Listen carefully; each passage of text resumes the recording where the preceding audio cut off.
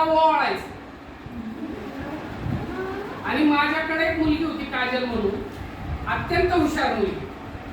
आणि हे सगळं ओवाळायचं हे ते बघून तिला इतकं टेन्शन आलं की ती परीक्षेला जायच्या आधी रडायला लागली.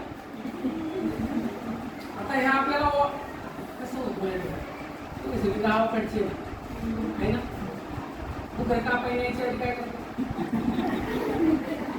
माहिती तुम्हाला? बकर कापाय न्यायच्या आधी काय करतात? पुरी टेन्शन आलं. आणि टेन्शन मध्ये पेपर सोडवत होती आणि काहीतरी 20च्या आतच प्रश्न सोडवून झाले असते. 15-16व्या प्रश्नाला काय झालं तिचं की तिने 15 नंबरचा प्रश्न सोडून दिला, 16 नंबरचा वाचला, 16 नंबरचं उत्तर काढलं आणि ते 15 नंबरला. आणि हे तिच्या कधी लक्षात आलं? शेवट गेले म्हणले एकच काय शिल्लक राहतं. जेवढं काय केलं होतं तेवढ्याला सगळं संपलं. त्यामुळे टेन्शन घ्यायचं, मोकळं राहायचं. आता आज आपण मराठी विषयावरच बोलणार. किती मार्क करणार मराठी विषय? किती प्रश्न आहेत? टार्गेट कितीचं ठेवणार तुम्ही?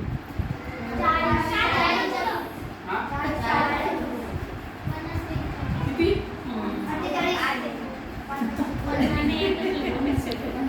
मार्क्स किती आहेत? 50 देणार आहेत ना तुम्ही? काय घ्यायला ते म्हणतात का तुम्हाला 50 देणार नाही? किती आहेत मार्क? 50. टार्गेट 50 ठेवा की. प्रॉब्लेम आहे ते किती देणार आहे? आपण 50 टार्गेट घेऊया ना. आता अडचण कुठे येते सांगा? आपण मी बोलणार नाही एकटा, तुम्ही पण बोलायचं. माझा एक प्रॉब्लेम मी विसरून जातो मध्येच काय, त्यामुळे मी समोरचे तुम्ही जर बोलत राहिलात तर मी बोलत नाही. याच्यामध्ये सगळ्यात महत्वाचा घटक कोणता आहे मराठी विषय?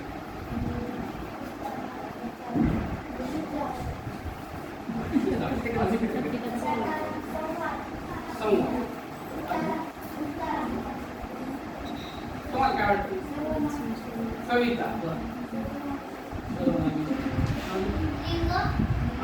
हे महत्वाचं आहे ना, सगळ्यात महत्वाचं आहे. एक प्रश्न 2 मग एक प्रश्न चुकला की माझ्या 2 मार्क जाणार. म्हणजे तो प्रश्न माझ्यासाठी महत्वाचा आहे. आता परवा तुम्ही न्यूज वगैरे बघता कुठं तरी आता निवडणुका झाल्या कसल्या झाल्या? कशाचं झालं म्हणतात? जिल्हा परिषद पंचायत समित्यांचं मतदान झालं. पुढं तरी आहे ना एक उमेदवार एका मताने निवडून आला, एकाच मताने निवडून आला. त्याला दुसऱ्यापेक्षा एकच मत जास्त पडलं. मग आपलं मेरिट 2 मार्काने निवडू शकतो. तो 2 मार्क माझ्यासाठी महत्वाचा आहे. आणि समजा मला ते माझ्यासाठी तो प्रश्न अत्यंत सोपा होता, पण माझ्या सिली मिस्टेक मुळे तो मार्क गेला. मग तो सोपा होता का अवघड होता? मग महत्वाचा होता का कमी महत्वाचा होता? सोपा आहे म्हणल्यावर महत्वाचा कसा असेल? मग गेले कसे? म्हणजे आपल्यासाठी कोणताही घटक हा महत्वाचाच आहे. महत्वाचाच. आता आपण पहिल्यापासून सुरू. पहिला प्रश्न कोणता असतो? उतारा. उतारा म्हणजे काय? उतारा म्हणजे काय? असं सांगितलं. उतारा म्हणजे ते नारळ लिंबू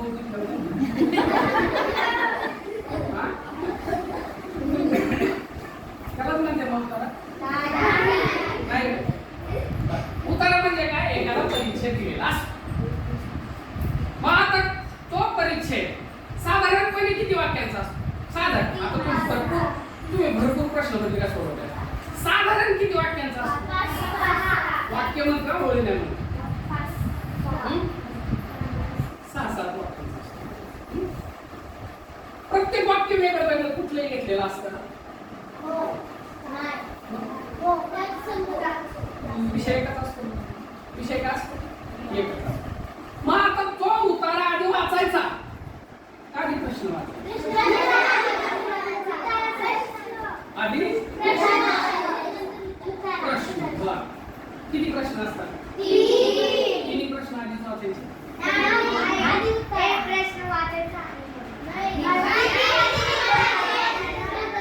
तीन प्रश्न वाचायचे नंतर असं किती जणांना वाटते आधी उतारा वाचला पाहिजे?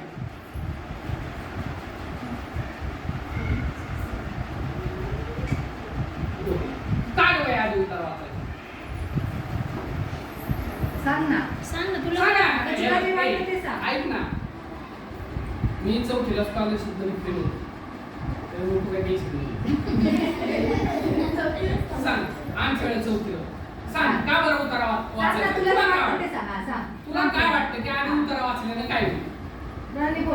बोला, आधी उतारा वाचल्याने काय होईल? इकडे कोण केला होता प्रश्न? बरं, आपण थोडा हायब्रिड पद्धतीने उतारा पण वाचायचा आणि प्रश्न पण आहे. वाचन चांगलं आहे तुमचं, फास्ट वाचता येतं. आता तो उतारा याला कशा काय म्हणतात त्याला? अजून काय म्हणतात त्याला माहिती का? उताराच्या प्रश्नाला काय म्हणतात? त्या घटकाला काय म्हणतात? उतारा, कविता, जाहिरात, संवाद याला काय म्हणतात? या घटकाला